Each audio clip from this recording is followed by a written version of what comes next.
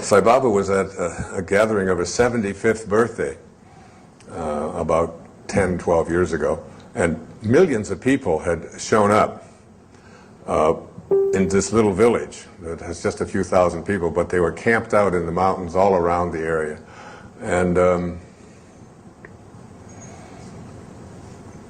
reporter came up to him and asked him a question, hoping to embarrass him. It was a reporter from the West. And the reporter said, "Are you God?" And he, without even hesitating, said, "Yes, I am. And so are you." He said, "The only difference between you and I is that I know it, and you doubt it." And I guess that's one of the big knowings that I would like you to be able to have, is that there is some place within you that is God. And as Jesus said, with God, all things are possible. And I always ask, what does that leave out? And that leaves nothing out. Here's what Saint Germain says about in the I Am Discourses. The moment doubt begins to enter, more doubt rushes in. The same with the I Am. If you put your attention upon it, it rushes forth more and more. Where the conscious attention is fixed, there the energy pours. Dear ones, says Saint Germain, do you not see, when you want something revealed or to be inspired in some way, do you not see, I am that? The moment you say I am, you set in motion this power that has inherent within it all these faculties. It has all substance and must take on whatever form the attention of the mind is fixed on. The I am, the name of God, is the fathomless mind of God. In reaching for understanding, the average student is but contracting the recurring memory of that which has been, instead of going into the heart of God and bringing forth that which never has been. Individuals and students many times do not and will not realize that there have been many civilizations of vast attainments which are entirely unknown to the outer world today. Atlantis and Lemuria, or the land of Mu, as credited by a few today, are but fragments of the great civilizations that have been. Like, we get this idea that it's all now in this world that we're in and it never existed before. To do unusual things, the students who wish to do this take the determined stand, I am the heart of God, and I now bring forth ideas and accomplishments which it has never been brought forth before. Consider only, I am that which I wish to bring forth. The I am presence is the heart of God. You are immediately in the great silence the moment you say I am. If you recognize that you are the I am, that whatever you declare is manifest in that moment. So,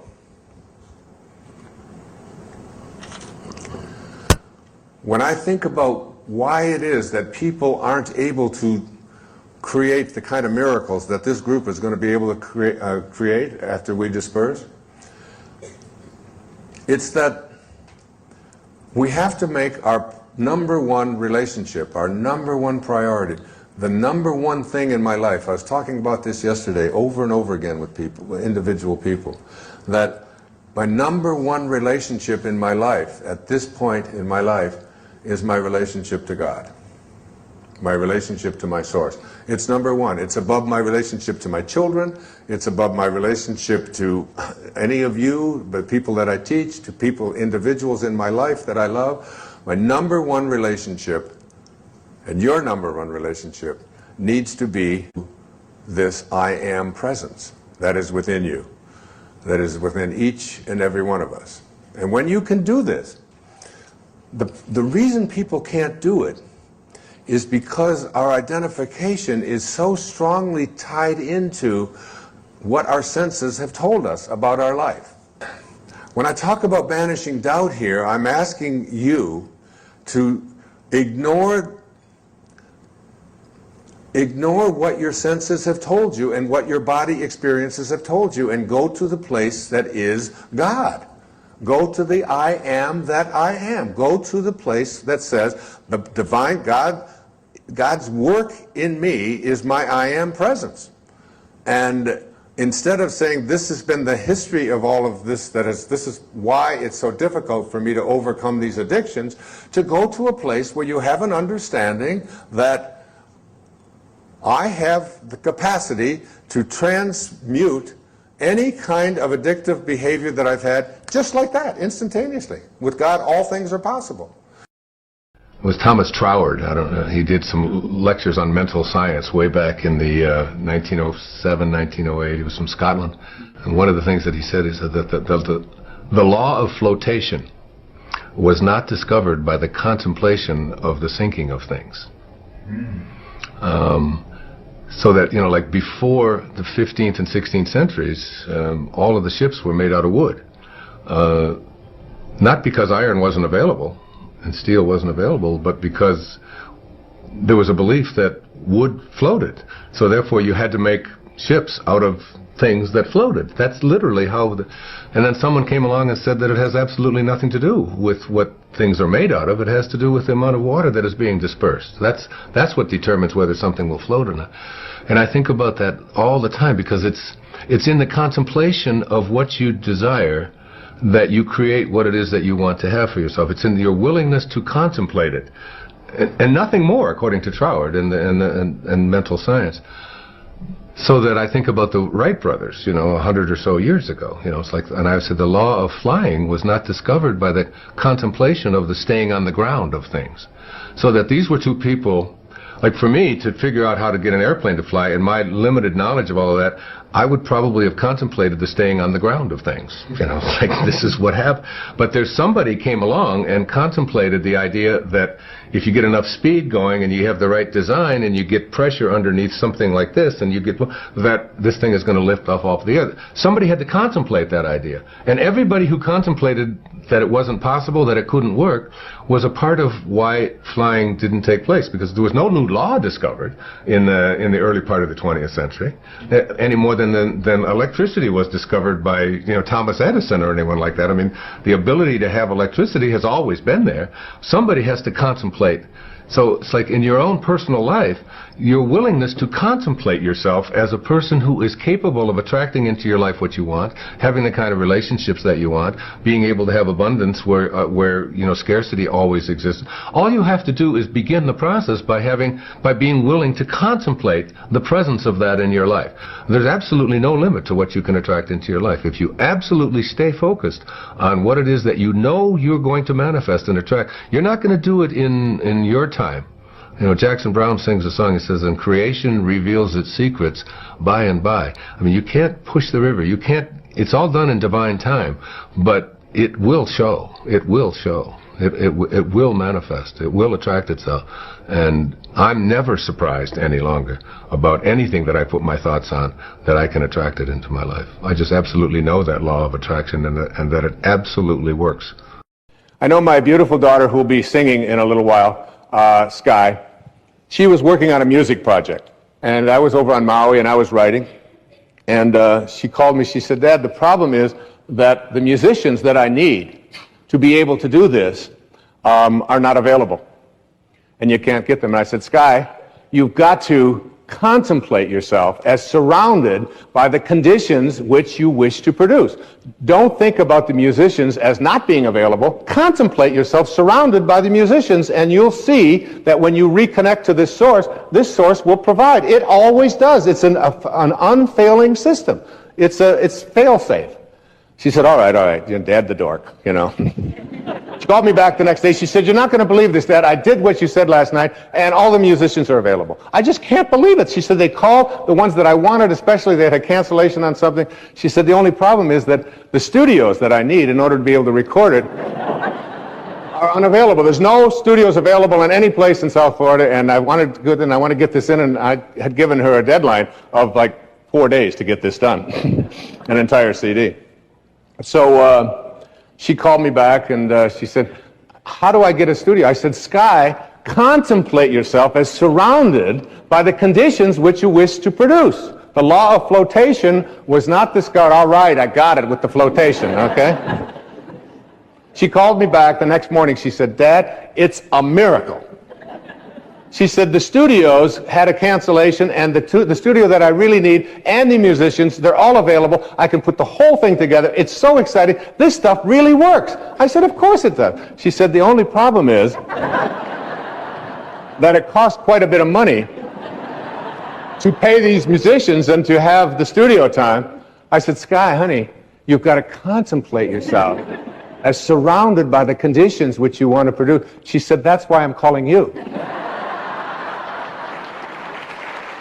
But it's like the obstacles that we have to creating what we want very often are in the ways that we perceive ourselves as disconnected here. And every thought that you have that says I can't do it is resistance to connecting to Source. And every thought that you have that says it's never worked before, that's resistance to connecting to this Source, to what is being, what I call vibrating through Source energy, getting back to your, having your desires, what you want to create in vibrational harmony with this highest energy in the universe.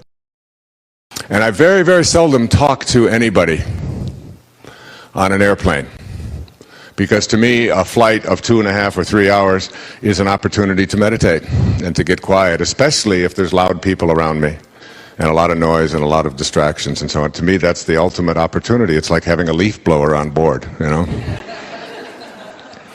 Because I'm still trying to work on those little guys that carry those things around. Thank you, God, for sending me this annoying little And so, but for some reason I started talking to this gentleman, and as things began to progress, he, it turns out, is going through a real nasty divorce. And his wife of the last 12 or 13 years or so, his second marriage, is a man my age, 61 years old, who was really struggling in his relationships and with this, and his ex-wife is giving him all kinds of problems about wanting half of everything that he's ever created, and wanting, you know, he's going through all of the reasons why she was wrong, and how wrong she was, and how she had no right to do that, and how they had made an agreement before they got married and they'd signed it, and now she wants to throw that out, and it's all greed. And meantime, he's overweight, and he's you know, suffering from various kinds of stress-related things in his life. Candidate for an ulcer for sure. Blood pressure going up, lots of headaches, illness. All of these things will come about from this kind of way of processing your life. So I asked him the question. I said, if I had 2 wands, and the first wand was one I said, look, you can have everything you want in your life, including being right. And you can keep all of that you've ever amassed in your life, and you can have make her wrong, and you can shut her out from by paying a lot of money to attorneys, and you can win, and you can have all of the stuff that you've accumulated. You get that with this wand. I said, yeah. He said, I like that. I said, but you can't have that wand if you take this wand, and this wand is one which I say to you that no matter what comes your way for the rest of your life, no matter what you encounter, you will have peace. You will be at peace. So no matter what she says or anybody does to you or whatever comes along, you're going to be at peace. Which would you take? And he said, well, obviously, I would take the one to be at peace. I said, well, from this moment on, you have that choice. You can make the decision to be at peace. And you can still hire whoever it is that you need to hire in order to take care of all of these transactions, but you can instruct them that I don't want any news other than that which will bring me to peace. If you have something to say to me that will not make me peaceful, you just deal with it. That's what I'm paying you for. That's your job. Your job is to keep me at peace. Don't tell me anything about she has no right to do. I don't want to hear any of that. Whatever you tell me, it has to bring me peace. Otherwise, just handle it yourself. I said, you can do that. And I said, in the end, even if she takes half of everything that you've ever accumulated in your life, the other half is more that you could spend in the next 25 lifetimes anyway. So your attachment to being right and not being at peace is the thing that is going to destroy you. And you might win, but on the day that you win, you'll probably drop dead. Or wish that you had, because you'll be so sick. Take your choice. I can choose peace, says the Course in Miracles, rather than this. Tattoo it to your forehead. It's what spirit is about. And that's where you want to place your attention and your energy. Not on what is wrong, but on what it is that you feel in your heart you can do to bring us all closer to God. And the grieving process that some of you referred to in your questions is not necessarily the self-actualized way that you handle tragedies in our lives. I remember a book by Ernest Hemingway called The Islands in the Stream. And this man finds out that his son has just been killed in the war overseas in Europe. And that night he's at a party and he's dancing. And someone said to him, "How could you possibly be here when you found out what happened to your son this afternoon?" And his answer in that novel was, "Sooner or later, I know I'm going to have to get over this or it will destroy me. I just picked sooner." And that sounds cruel to some of us who believe that we have to spend a long time suffering. But I remember when Nisargadatta said to a woman who complained to her about her cancer, she said, "I suffer so." And he said, "You do not suffer. Only the person you imagine yourself to be suffers." And when she responded, "You can't tell me that you don't suffer," she wanted to make him wrong.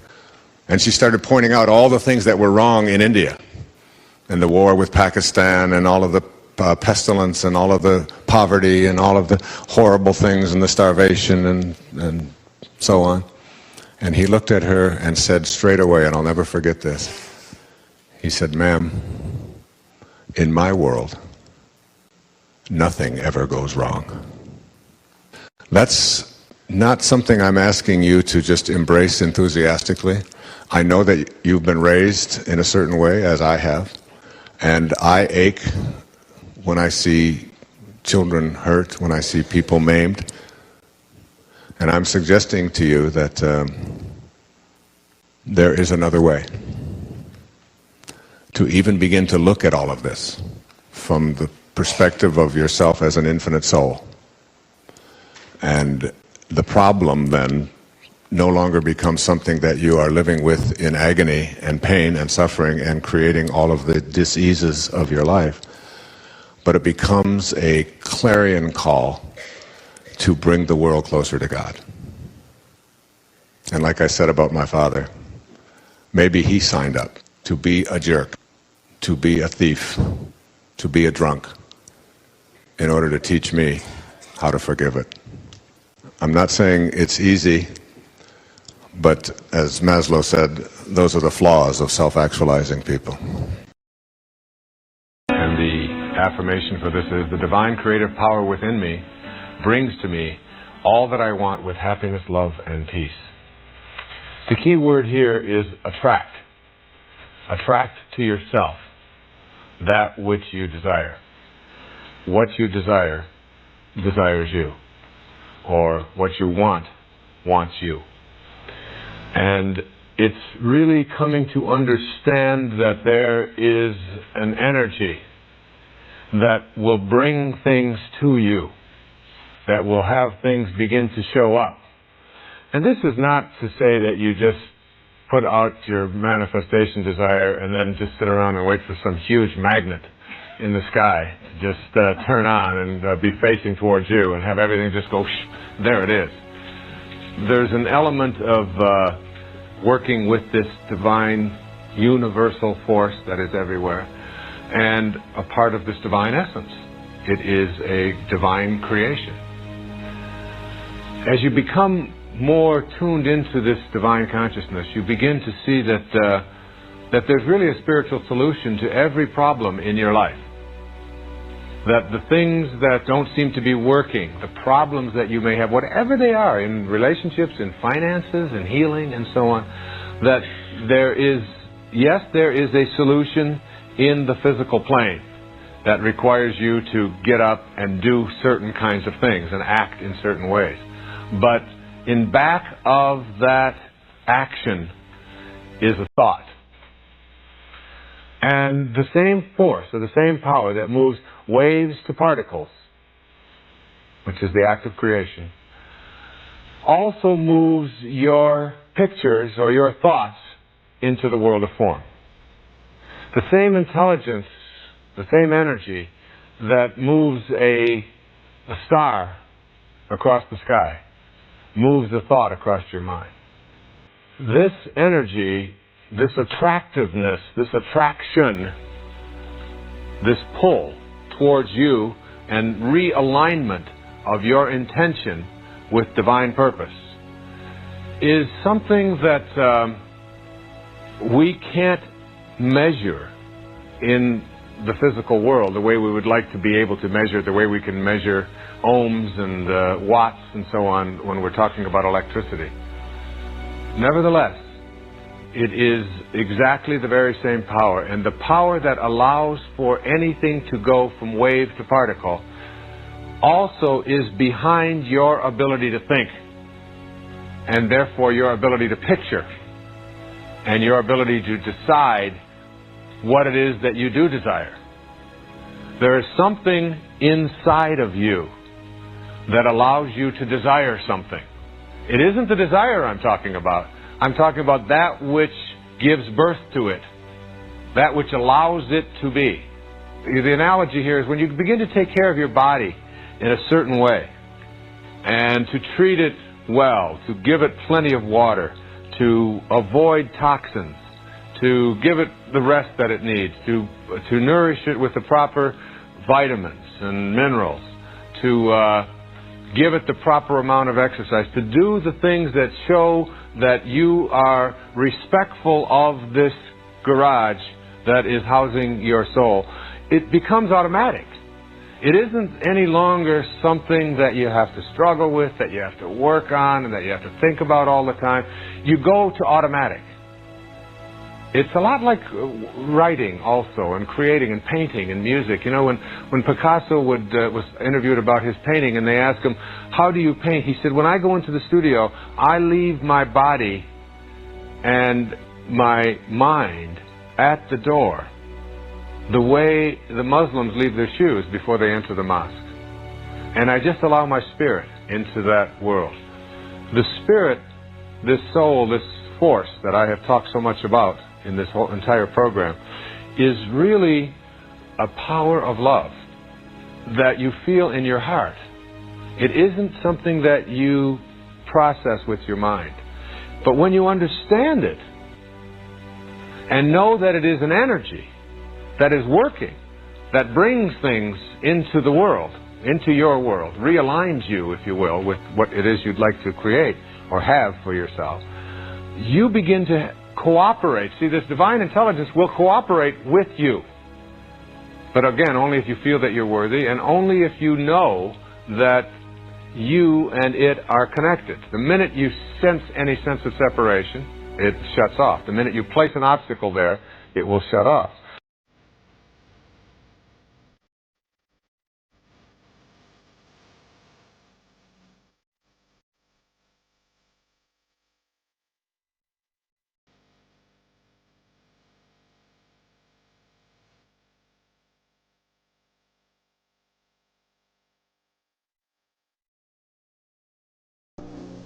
I was on the airplane coming here, and I had a baby carriage that I was giving to my brother, whose wife is going to have a baby. And I have little babies. I'm 46 years old, and I have an 18-month-old and a 3-year-old and a 5-year-old, in addition to an 11-year-old and a 19-year-old. So I had this baby carriage that I was bringing up because my sister-in-law is going to deliver her baby at any time. And the stewardess came up to me and said, that baby carriage up there, is that for your granddaughter? And I thought to myself, how could she possibly think that someone as young as I am could be a grandfather. Even though it's very possible at 46 to be a grandfather, I thought to myself, I'm 14 years old. It's not possible for her to think that I could be a grandfather. How could a 14-year-old be a grandfather? That's my perception of myself. I see myself as a little boy. I act like a little boy. And I run every day, and I play tennis at a level that I couldn't play it at when I was a younger boy. I can do virtually anything that I want to, and intend to do that my entire life. Because it isn't your form that counts. It isn't the age of your body that counts. It's whether you transcend your form. All right? That's what transformation comes from. Transform. Go beyond your form. All right? You're not your body. You are your conscious awareness. You are your thoughts. You are your feelings. You are those things that are intangible that you can't get a hold of, because we've already occupied many different bodies already while we're here on this planet. I mean, I was in an 8-pound body, and I was in a body that was only 2.5 feet tall, and I was in a body that didn't have any hair on it, and then it had a whole bunch of hair on it. Then it all fell out again later on. I mean, I've been in lots of different bodies, all right? And nothing about me, not one physical cell that was in my 10-year-old body is in the body that I carry now at 46. Not one cell. All right? They've all been changed. And yet, I can remember everything about what I did when I was 10 years old. So I am not that body, which is now gone. I am the thoughts behind it. I am not a body with a soul. I'm a soul with a body. All right? And when you understand that, your aging, you're getting older, is not the condition of your body, because you're not your body. You are thought. Thought is everything. And attitude is everything. So that getting older, having your form get older, is just one thing. But if you're transformed, if you've gone beyond your form, then you don't have to get older. It's just a way of looking at your life. And yes, your body will slow down, and yes, it won't be able to do the things that it could do at one time. But most of that is controlled by our thinking, by our attitudes. And I have a child inside of me. And I choose to think of myself, regardless of what anybody else thinks. Even if a stewardess thinks that little baby carriage could be for a granddaughter, if that's what she thinks, that's just what she thinks. But if I don't think that way, and I don't think of myself as old or as getting worse or anything like that, if I see myself as the way that I think, the irony of all of this is that your body will respond in ways that are very healthful and even youthful. But if you focus just on your body, then you will notice everything about it that is changing and assess it in a way that says, I am deteriorating. But if what I am is not my body, but my thoughts, then it can never deteriorate. And you can't kill thoughts. You can't kill feelings. You can only kill form, and form dies, all right? But if you are not that form, then you know that your conscious awareness can never die. You can't change that. It just changes from one form to another form to another form. And that's the way I tend to look at it. And so I don't see any effects of my form getting older. I see every once in a while a new little wrinkle. I'll see changes in that have taken place in my body. But I am not that. That is not what I am. And I see a phenomenal miracle in this whole business called life. And that doesn't have to change just because your form is growing older. It just doesn't have to. I don't, anyway, assess my value and worth as a human being based on my form, on my body. And then my body is able to stay in phenomenal shape because of the way that I think. I eat a third of what I used to eat, all right, and in total bulk in a given day. I sleep probably a third less than I used to sleep. I don't put sugar into my body except just natural from fruits and things. I don't use salt on my foods at all. These are all things that I did regularly in my life. I exercise and walk almost everywhere that I go instead of getting in a car and being driven someplace. I run 8, 10, 12 miles every single day. None of these things were ever deliberate choices that I decided I better make because my body's getting older and I have to take better care of it.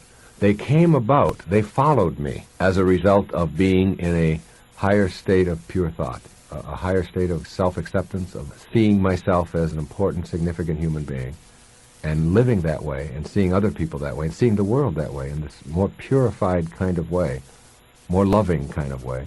All the other stuff has followed after me. It's alarming that when you unclog yourself, that your body goes right with it. And your body doesn't have to wear out nearly at the level that I once thought it had to. And I think if you keep a real strong grip on the way that you think and process your world, you will see your body getting healthier, more capable than you ever thought it would be. Even the total wearing out of your body, I think, is an attitude. The belief now that not only am I what I have and what I do, but I also become what other people think of me. So my reputation becomes something really, really important. And young people, we call this peer pressure.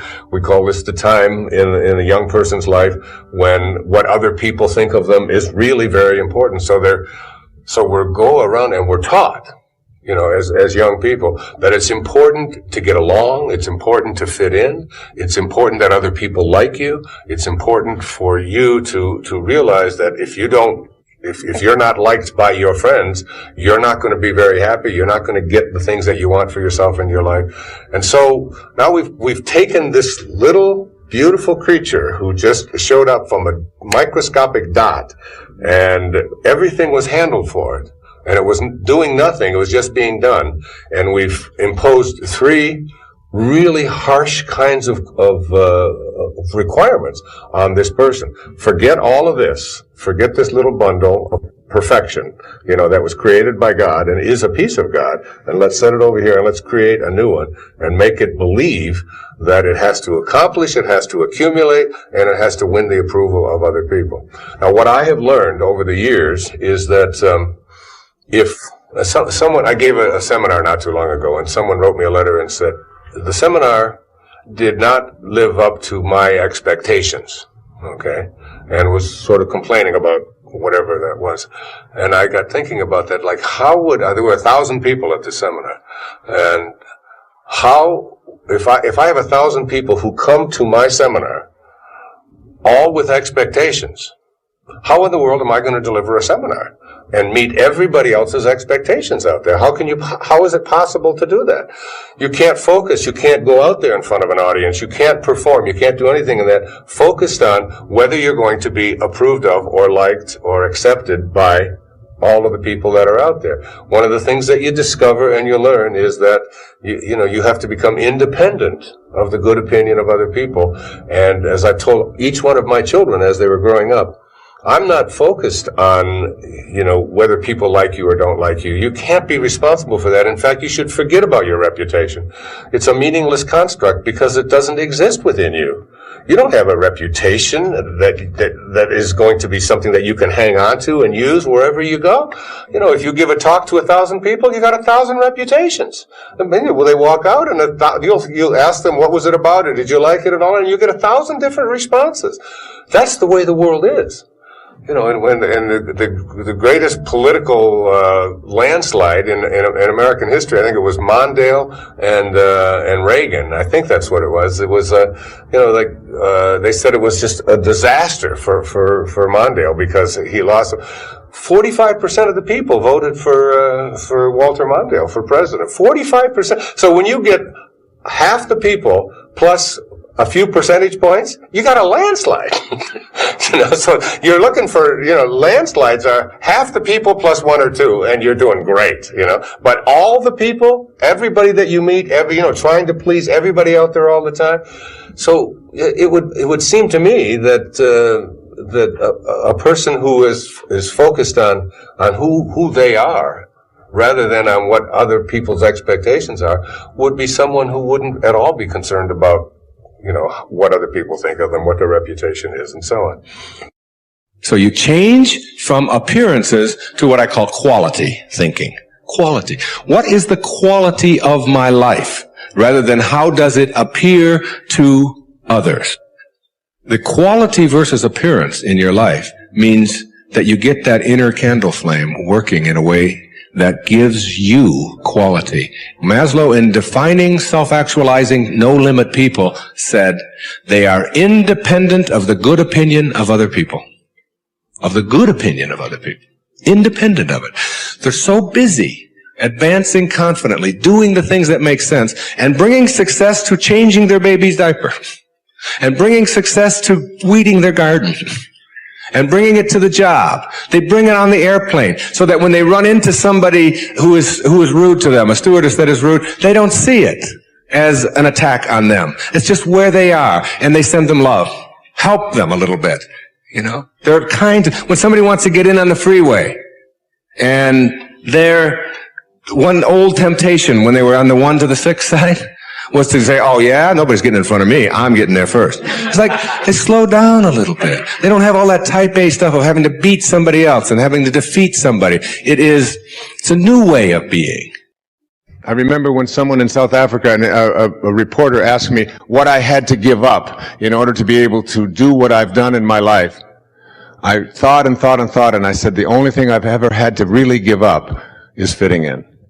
It's feeling like I need to fit in, because it just isn't important to me to fit in or to be seen as someone who goes along.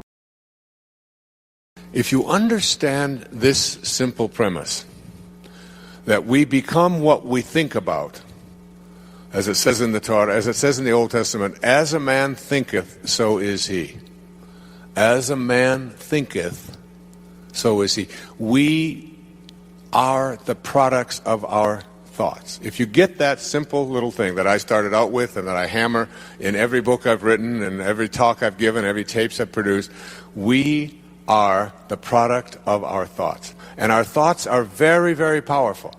See, if your thoughts are on what you intend to manifest into your life, you can't do anything but do that.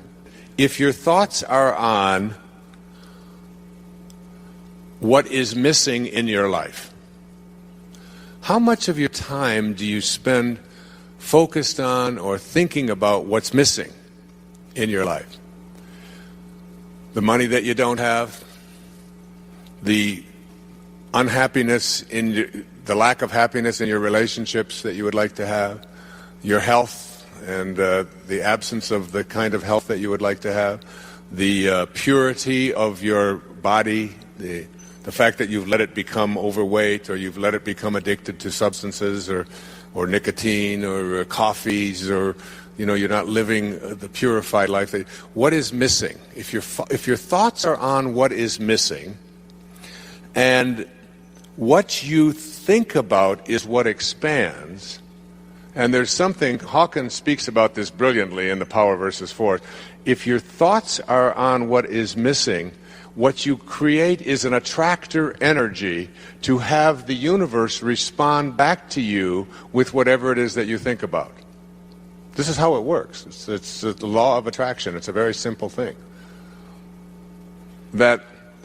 Remember in that observation of Patanjali, he said, when you become inspired, dormant forces, faculties and talents come alive. In other words, there are forces out there, outside of you. There's energy fields outside of you that are capable of joining with you and attracting into your life what you want. Carl Jung called it synchronicity.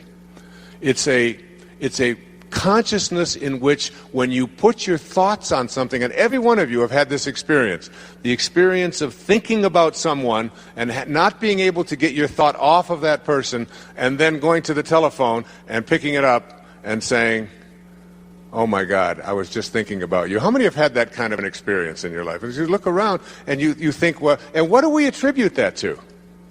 We attribute that to what? Coincidence, don't we? We just say, well, that's just a coincidence. It's weird. I don't quite understand it. I'd like to be able to harness it, but it's just weird that it happens. But the word coincidence comes from it's a mathematical term.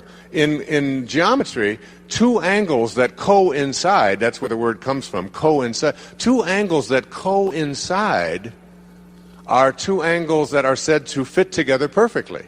That's what an angle that coincides with another angle is. Coincidental angles fit together perfectly. We have taken a term that means something that fits together perfectly, and we have assigned to it something that accidentally just happens to happen. I'd like to suggest to you that synchronicity, that is the ability to put your thoughts on what it is that you intend to create rather than on what is missing, is a way of attracting what is missing into your life.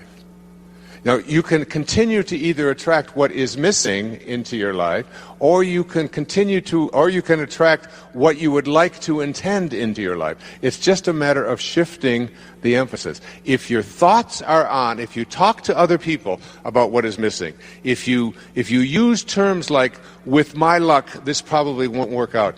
I was changing planes in Dallas, flying from Fort Lauderdale to San Francisco. The woman sitting next to me, we came in, we had about 10 minutes to make our connection. And she stood up and she said, as we were gathering our belongings and everybody was trying to get off the plane, you've all had that experience, and trying to make the connection, she said, with my luck, I won't make my connection.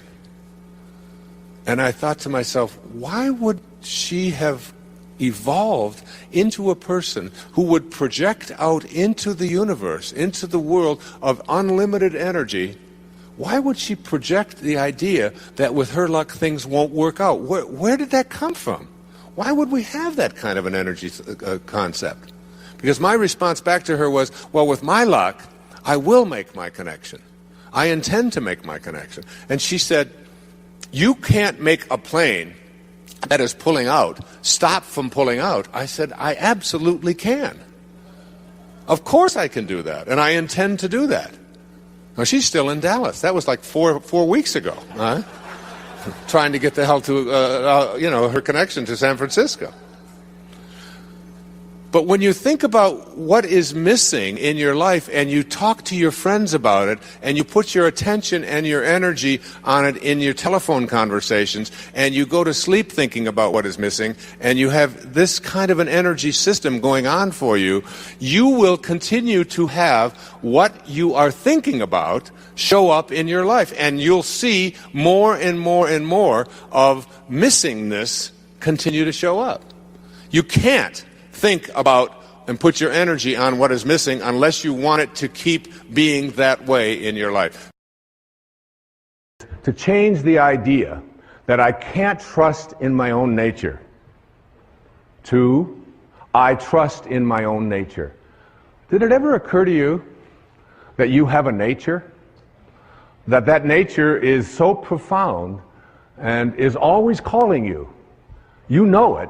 No one else can know it. No one else can impose it on you. No one else can tell you what it is that you feel in here that you know is why you're here and what you're doing here. There's no one else can explain that or explore that with you. You can't share it. Everything in the universe has a nature. Your dog has a nature. A crocodile has a nature. A duck has a nature. A crow has a nature. Everything has its nature. Everything has a dharma, including you. But what we've learned and we've grown up to believe is that I can't trust in that nature. My nature, to trust in your nature, to know that you came from a divine place of well-being and to trust in it. Listen to this, verse 38 of the Tao, a few lines. The great master follows his own nature and not the trappings of life.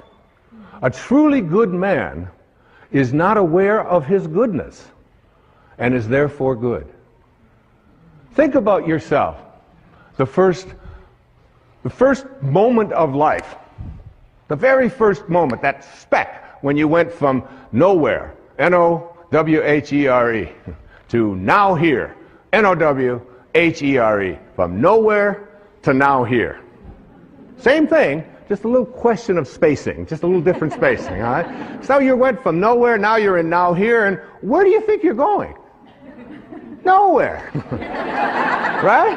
Back to nowhere. Who out there watching, who in this audience isn't going back to nowhere? That's where we're all headed, back to nowhere. So in that split second, then you lived inside your mother's womb for 9 months. And in that 9-month period of time, you trusted your nature. You didn't have a sonogram and say, oh my God, I don't have a nose. This is very scary. What if it doesn't show up on time? Or you didn't do any of that. You trusted completely in your own nature, right? And so did your mother. There's very little that you can do because what you were to become, everything that this physical body needed, was all handled in there. And also, beyond what was needed for your physical world and what Lao Tzu called the world of the 10,000 things. The 10,000 things. There's 10 zillion things, obviously, in the physical world, but that's how he named it, the world of the 10,000 things. And in that world of the 10,000 things, everything returns back to its source. But while you're in that place, and why wouldn't you believe, even maybe for a second, that not only was my physiology all handled for me, but everything else that I needed, if I could just stop interfering with it and stop other people from doing it, that everything I needed. And that's a big part of understanding change your thoughts, change your life. It's a big part of that. The idea that I have a nature that I can trust, not something that I have to be afraid of, and I can stop letting other people interfere with it as well. So what happens? We go through those 9 months, totally uninterrupted. We have no questions. Everything works out. And then what? We say the very first thing, we pop out after 9 months, we'll take over from here. That was good work. Nice work, God. Thank you very much. And so what we'll do is just sort of edge you out of here, you know. So we edge God out. We take on an ego, E-G-O. And we edge out and we say, we'll take over. And we have an ego, and this ego, what this ego does is it takes on a set of beliefs. And these beliefs are that I am what I have, that I am what I do, that I am what other people think of me. So we're raised to believe that the more stuff I accumulate, the more things that I get, this is who I am.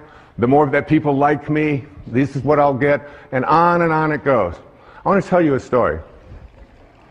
It's a story of one of my children. Her name is Tracy. When she showed up, after about the second or third year, Tracy went to preschool. And she came home from preschool. She was about 3. And in that time she came home and she said, she handed me a paper, and it had a gold star at the top of the paper. And I looked at it and I said, and she said, Daddy, I got a gold star, I said, I'm not really interested in gold stars. I said, but what are you doing? What is this? What? She said, well, we did something in school called adding, and I got them all right, and I know how to. I said, adding? I can't believe, you're 3. You can't learn to add when you're 3. And I went through this whole long thing about adding and how terrific it was, and she kept saying, Daddy, the gold star, excuse me, but I was the only one in the class that got a gold star. I got them all right. I said, you know, Tracy, I said, honey, I said, some people just need to have gold stars, and teachers sort of like to give it out and make that the reason why you're doing something, I said, and set you apart from everybody else. I said, but your dad doesn't really care much about that and how you stack up with others, and they're going to be, I'm more interested in what you're learning. And she said, okay, she was used to that. She had a weird daddy, and she knew that. So about another month or so, she came home with a paper that had looked like it had a gold star on it, but it had obviously been taken off. Her little thumbprints were all over, but there was a place that had been a gold star. It was taken off. And I said, what's this? Oh, she said, we're now doing subtraction. And I said, subtraction? That's amazing. And I took over by her dresser. I said, you know that money you've got in your piggy bank? I put it in my pocket. I said, that's called subtraction. Isn't that great? And she said, give me that money back. And we talked about subtraction. Finally, I couldn't take it anymore. I said, honey, what happened? What was this? What was here at the paper? And she said, that. She said, the teacher gave me one of those gold stars. I said, really? I said, well, what happened to it? Oh, she said, I took it off. I said, well, what'd you do with it? She said, I gave it back to her. I said, well, what did you tell her? She said, oh, I told her to give it to someone who needs that sort of thing. True story. What we have to do is learn how to take this ego of ours, this part of us that believes that who we are is what we have and what we do and what other people think of us. But remember, if you grow up believing that you are what you do, then when you don't, you aren't. And if you believe that you are what you have, when it's gone, you aren't. And if you believe that you are what other people think of you, your reputation, which we raise people to believe, I have to be concerned with what other people think of me. Take this ego and retrain it. The ability to see beauty everywhere. I remember the day that I wrote about beauty appreciation as a quality of higher consciousness, as the highest representation of emotional health that you can have. The ability to see beauty anywhere and to source your life from its presence. in virtually anything. We were in Lourdes, and in the morning we went to an English Mass where all of the people who spoke English showed up at 9 o'clock. And all of the people, my wife and all of the others that were there in Lourdes, were standing there listening to the priest from Ireland give this morning Mass in English for St. Bernadette. And it was pouring, pouring, pouring rain that morning. And by that night, during the procession, it cleared up. It was so magnificent. But that morning, and it seemed fitting, since this woman materialized this healing water, that we be in the rain. I don't know, there was something that just felt right. And everybody, all of the people kept coming over to me with umbrellas, and all of them kept telling me, oh, isn't it a shame that we have to come all the way here and stand here in the rain? And I kept thinking, it's so magnificent. Just get away from me with your umbrella behavior. Enjoy the rain.